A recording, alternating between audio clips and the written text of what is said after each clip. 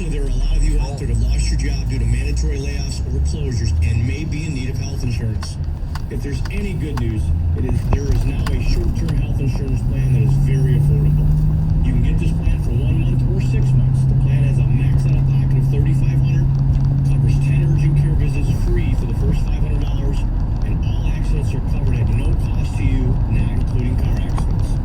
During this time, it's important that we all look out for each other, continue to be smart and safe, so we can all stay healthy. Call now at 877-734-2200. That's 877-734-2200. Or on the web at nbphealth.com. That's nbphealth.com. And please remember, Mike Purpura National Benefit Plans would like to be your health and life insurance agency for a lifetime. A social distancing tip. Keeping your distance from others is important in slowing the spread of coronavirus. So here are some fun things to do alone. Read a book, take a walk, unpack your suitcase from that trip you took last September, paint a self-portrait, catch up on a TV series, do a puzzle. Remember, we should all stay home to lower the risk for everyone. For more info, visit coronavirus.gov. Let's all do our part, because we're all #alone together. Brought to you by the Ad Council. 97.1 The Ticket is helping Metro Detroit stay connected. For more, go to radio.com/stay connected. Now that you spend so much time in your home, do you realize you need more space? Or have you realized you don't even use the space you have? Hi, it's Mark Z with eXp Realty. The real estate market is wide open, and I have buyers lined up. Call me, Mark Z, today and start acting.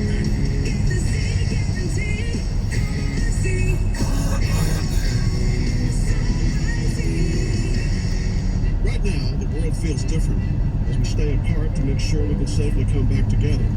Till then, there is something you can do without even leaving your home. Respond to the 2020 census online, by phone, or by mail. The census impacts where hundreds of billions in federal funding will go for things like hospitals, schools, and roads. Now is the time to go to 2020census.gov. It's as easy as it is important. Shape your future. Start here at 2020census.gov. Paid for by U.S. Census Bureau.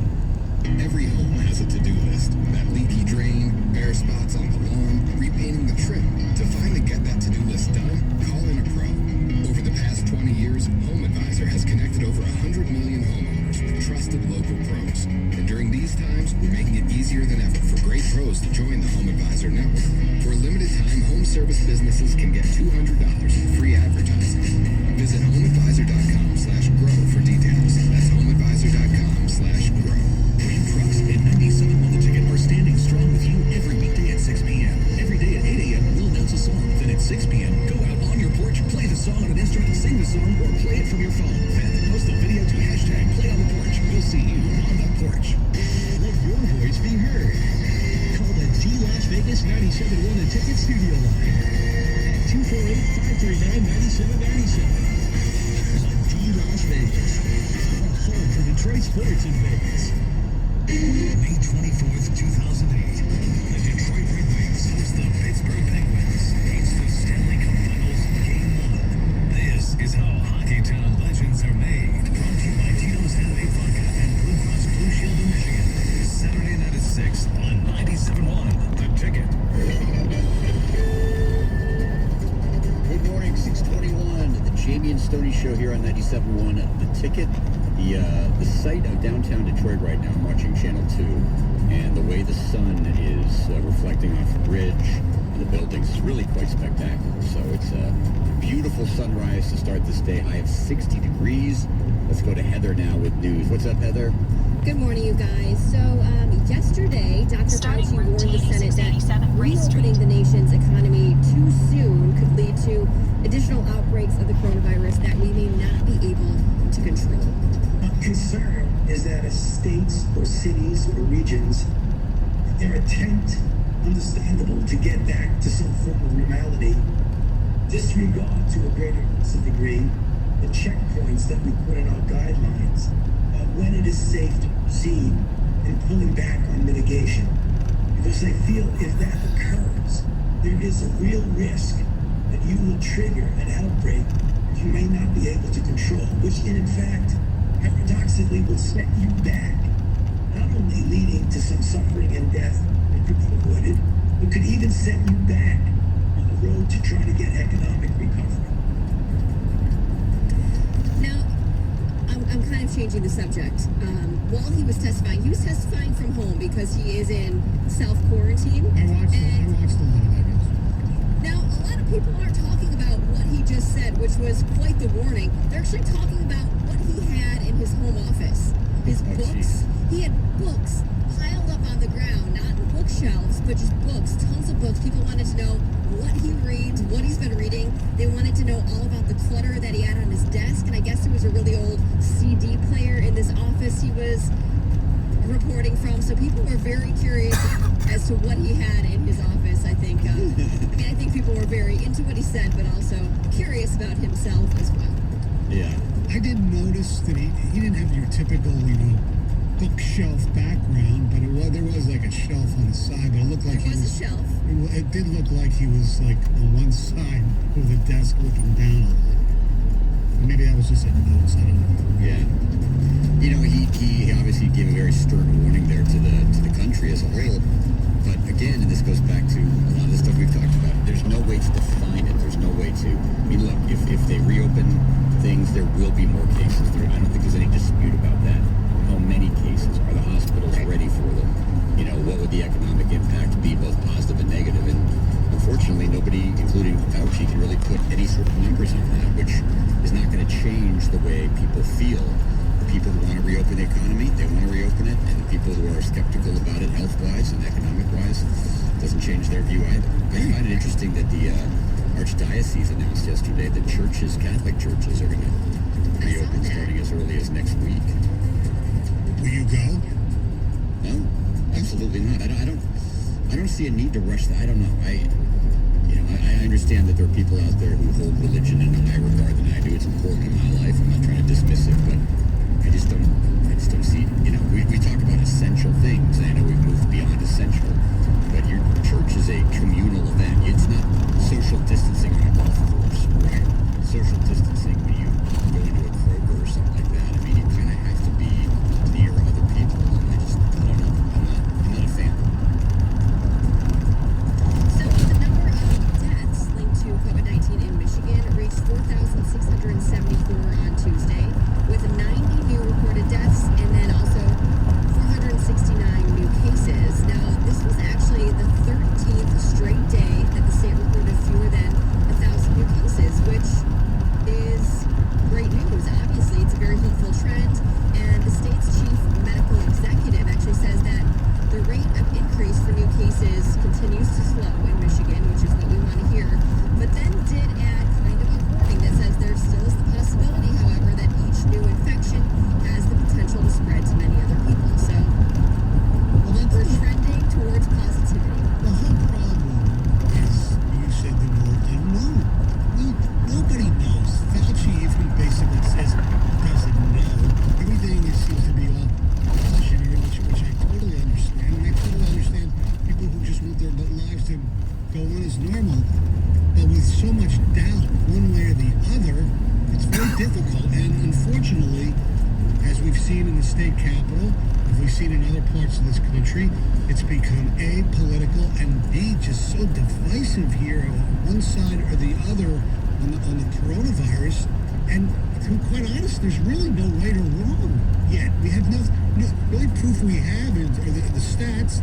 And you could, just like we do in sports, you could swing statistics any way you want. There are those who say it's not that big deal because statistically, the only people who are getting this are, 95% of the people are, over the age of 65, and this and that, and they frame their argument in those statistics. And unfortunately, it goes against party lines, or with party lines, that things always do in this country. It's getting really disgusting, and it's not a both, and obviously we all know this, but I don't know, when you see the stuff that goes on in arguments back and forth, you can almost predict exactly what side of the aisle people. I think tomorrow's going to be really interesting. We just talk about these protests in the state capitol again, and talk of a show of force, if you will, the fear over guns being at the state capitol, and the inactive, I don't know the right word for it, but they had a chance to maybe ban guns from the state capitol, but they didn't go ahead and do that yet. So I bet you tomorrow could be another weird, interesting show of force that is going to rub a lot of Michiganders the wrong way. Yep. Exactly. Either side. You guys, a Macomb County man was arrested after making a bomb threat on Twitter. So this 20-year-old man was arrested on Tuesday by the FBI's counterterrorism team. They actually showed up at his house to arrest him. Now, his tweet was posted on Sunday, and this is exactly what it said. It said, "I'm done joking. This is a serious threat. I have 10 bombs ready to go off right now in my basement with 5 guns that are illegal owned. Come get me. You guys have till 8 before I make the city my own little hell." And then he used the hashtag #4Waco, and then he also included the FBI's Twitter handle. So he was tweeting directly at the FBI. So the FBI in turn were able to trace the phone number on file for this guy. They found out exactly where he lives. They showed up with the Clinton Township Police at his home. They did an investigation, and this man told him that he was testing the government, and he was upset that the FBI didn't respond promptly. This was several days after his post. They did find that he didn't have any weapons whatsoever in his home. He didn't actually intend to carry out the acts of violence, and the guy told the FBI that he would not post any further about the situation. However, that was a lie because he continued to post about the situation repeatedly, and he was later arrested after continuing to post, and he is now facing up to 5 years in prison. Good. The jackal. You know, it's one of my favorite things to do is test the government or test law enforcement. I love doing this. I one time took a gun into a bank and pretended to hold it up. But I really wasn't doing anything wrong. I was just testing the police to see how quickly they would get there. See, Jamie, now's the best time to do that because if you're wearing a mask, it's normal. People won't think you're holding up a gun. Yeah. Exactly right. And you know, it's a really fun thing to do. I encourage the kids out there, test the government. It's just such a great idea. And then you'll have at least about 5 years to reflect on it after sitting in a jail cell. Sounds awesome. So another Michigan university has joined the growing list of universities that are planning for in-person classes for the fall semester. Ferris State University made the announcement with its president saying that he is cautiously optimistic that classes and on-campus living could resume safely. And he did add that the university has developed plans to move back to remote delivery should conditions require it. But obviously we know yesterday we talked about how Central Michigan just made the announcement that they were going to have in-person classes. So Ferris State joins them along with Grand Valley State University, and then there is 3 universities in the UP that are doing the same: Michigan Tech, Northern Michigan, and Lake Superior State. Well, you know, especially those areas where there hasn't been much, evidence of people getting sick, I completely understand it. It's going to be interesting to see what Michigan State, Wayne State decided to open you as well. I just love the announcements because they don't have any idea, right? Ladies and gentlemen, I plan to make $1 million by September 1st. And then it'll come out September 1st and go, 687 Race Street. Conditions dictated, yes, they can plan an opening. Onto Going Northwestern back to Highway. your lead story with Fauci, it's like, good for you, plan away, They're planning for the NFL season to start. They're planning for Major League Baseball in July. That's great. We will wait and see. I mean, they're not guaranteed, right? There's no like flawless guarantee. Yes. No. All right, Heather, thank you. It's 6:31 today on the show. Jay Feely, Wojo, and a lot more coming up. Jamie and Stoney, 97.1 The Ticket. In half a mile, turn right onto Northwestern Highway. Your best buds are your taste buds when you hit a home run with 97.1 The Ticket American Lager. This beer was made for cheers. 97.1 The Ticket American Lager. Allison Brewery. Ask for it wherever your crew enjoys brew. There's no better time than now to get a great deal on the Kubota BX tractor.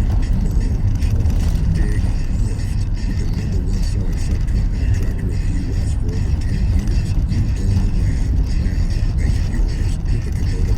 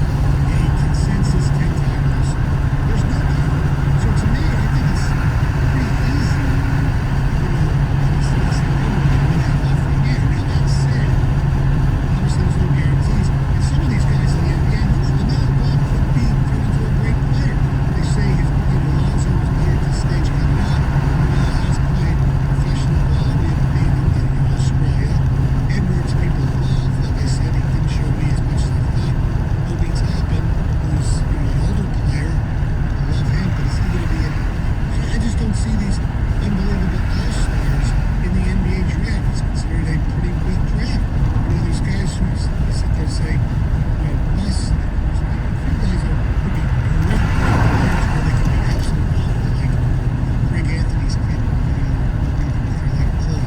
So I've read things about him. He's boom or bust. So to me, I have to read. So to read between the lines here, if there were a clear-cut number one, I mean, obviously Zion and LeBron are maybe the two biggest ones over the last 15 years. Even you could say even DeAndre Ayton, if he was there, maybe. Yeah, people with this list. I don't know if there's much debate, at least in my mind, whatsoever.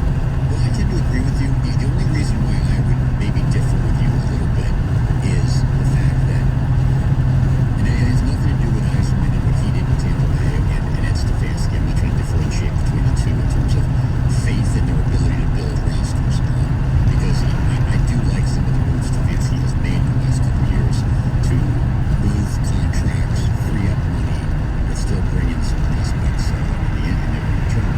But it's the NBA. And the NBA is all about winning the lottery. The NBA is all about Take exit 9 toward Joy Road. over the years, we look at some of the teams who have either contended or won. You know, it is because they got Tim Duncan, they got Shaq, although the Orlando Magic didn't actually win the championship, but they got to the NBA Finals. You know, the Cavaliers, obviously.